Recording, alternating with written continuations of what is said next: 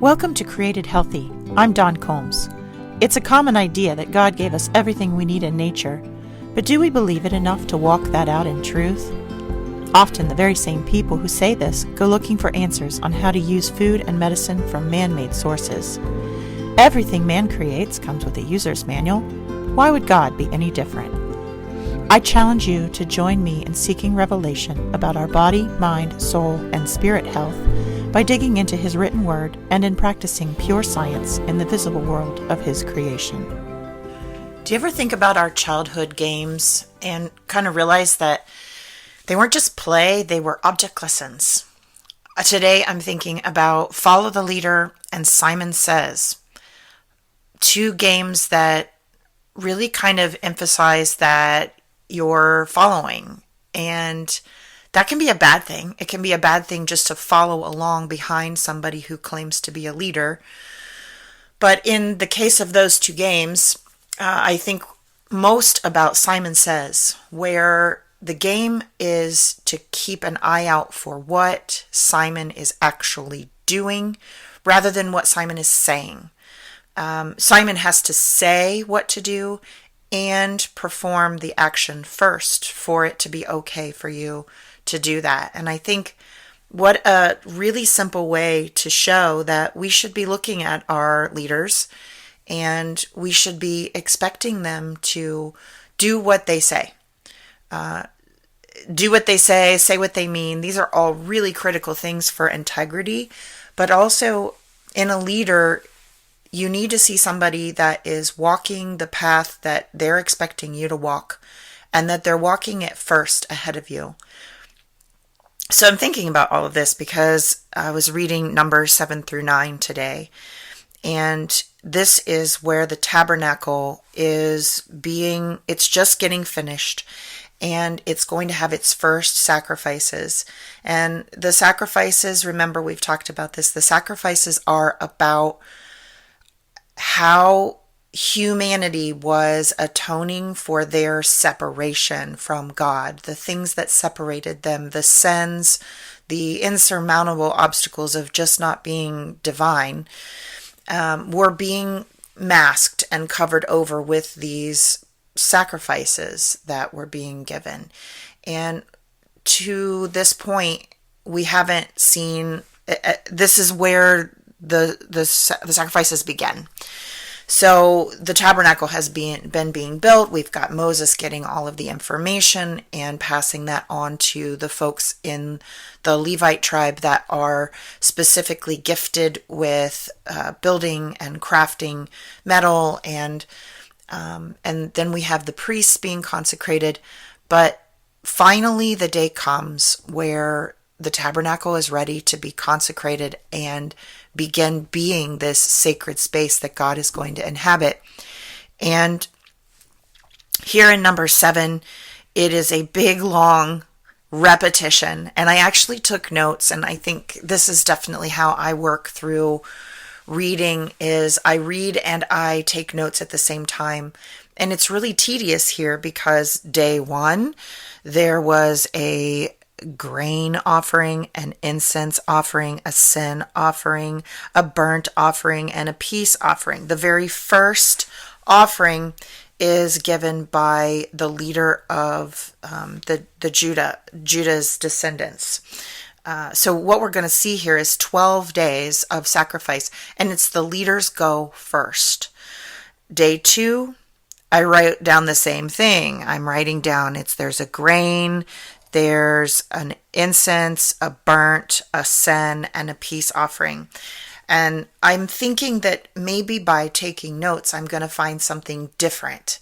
I'm going to find that the first leaders are more important. Obviously, Judah, that tribe becomes really important as we go through the Bible. It's the birthright tribe. And so I thought, well, surely the tribe of Judah is giving way more than anybody else because their responsibility is so much bigger and they're so much more important that I would expect these sacrifices to be different. But as I keep going, every day it's a new tribe a new leader from that tribe coming in to represent, and they give an offering: grain, incense, burnt, sin, peace. So I started to just kind of write ditto, ditto, ditto, ditto, all the way out to day 12.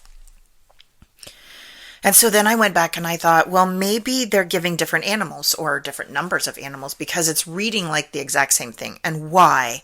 Why does it need to be written all out? Why do I have to see what each day this tribe gave the exact same thing? And then the next day, this tribe gave the exact same thing.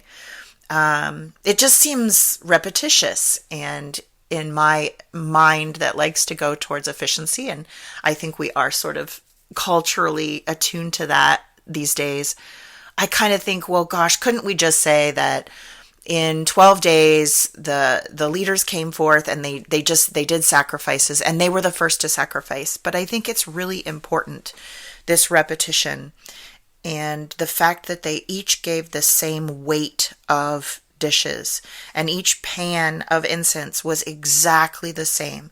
Every head of every tribe on every day for these 12 days of consecration for the tabernacle, they all gave the same. They weren't any different from one another. They didn't have any different responsibility in front of God.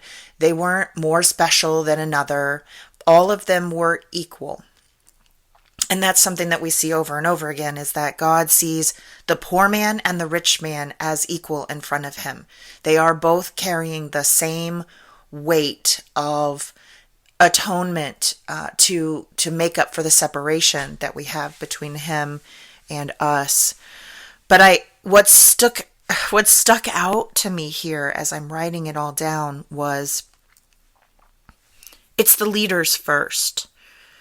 The leaders of the tribes came forth and they modeled what each of these sacrifices were. So Moses has already told the people what each sacrifice is. He has related what the tabernacle needs to look like. Everything that God tells him, he tells the people, and it goes through, and they get the benefit of the information. So they all know about these sacrifices that they're going to have to be responsible for in order to make up the difference between them and God, and the frequency that they have to do it. But in order to get things started, God has the leaders come forward. And I think that if you are trying to change, I know recently I had a friend come to me and say that she was convicted, as I am, about bringing about the Sabbath, bringing more Sabbath awareness in her family. And she thought, I don't know that the rest of my family is going to get on board with this. And my advice was, sometimes it just takes it takes a leader stepping up and walking the path, being willing to do it on their own, day in, day out, to stick to something, to be committed to something, to do it first.